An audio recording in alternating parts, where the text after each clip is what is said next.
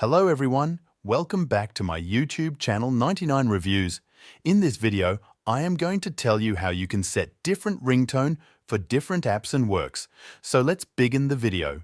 First you have to open Settings in your iPhone, then scroll down and open Sound and Haptics. Here you can see different options: ringtone, voicemail, text tone, etc. First, I will change mobile ringtone to any which I like. You can also change your ringtone to any tone, and then this ringtone is used as call tone on number or WhatsApp.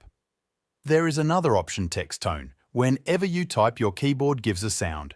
So this is the text tone. You can also change this tone to any tone which you like.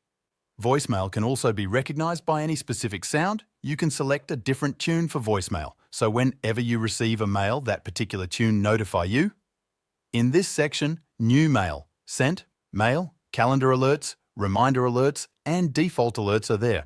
You can select any ringtone for all these sections so you can easily identify the notifications by the sound of ringtone.